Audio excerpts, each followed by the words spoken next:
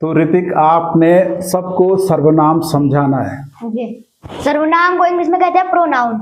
वे शब्द जो किसी संज्ञा के बदले प्रयोग में लाए जाते हैं सर्वनाम कहलाते हैं। सर्वनाम वो होता है संज्ञा के स्थान पर प्रयोग होता है, जैसे कि वह, वह, मेरा, मैं। कितने प्रकार के होते हैं सर्वनाम? 6 प्रकार के। सबसे पहला होता है पुरुषवाचक सर्वनाम। क्या होता है पुरुषवाचक? पुरुषवाचक जैसे जिसमें किसी पुरुष का बोध होता है। हाँ, पुरुष का बोध कराते हैं जो सर्वनाम। एक तो जो जिससे हम बात करते हैं, एक हम जिसके बारे में बात करते हैं, एक हम खुद ही होते हैं। हाँ। इसका मतलब होता है जैसे हम खुद हैं, जैसे मैं, हम, मेरा, हमारा, मुझको, ये शब्द आते हैं। ये शब्द आते हैं। और मध्यम पुरुष होता है जिससे हम बात करते हैं, जैसे कि तू, तुम, आप, आपका, तुम्हारा।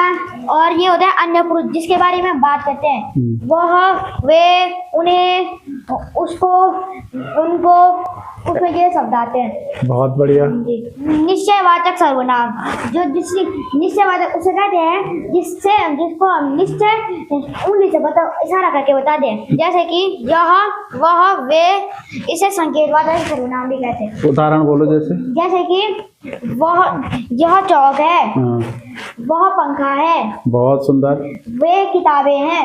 अनिश्चयवाचक सर्वनाम, अनिश्चय मतलब जिसका कोई कुछ निश्चित रूप नहीं होता, वो कम या ज्यादा कुछ पता नहीं होता, जैसे कि कुछ, कोई।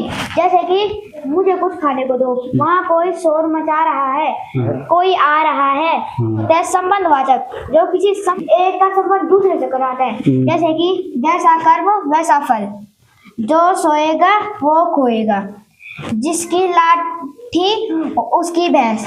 में संबंध ये ऐसे बता रहे हैं, जैसे जैसे, जैसा, वैसा, जो, वो, जिसकी, उसकी, जैसे संबंध बताते हैं। और ये होता है प्रश्नवाचक, जिसमें हम किसी से प्रश्न पूछते हैं, जैसे कि वहाँ कौन है, यह काम कैसे हुआ।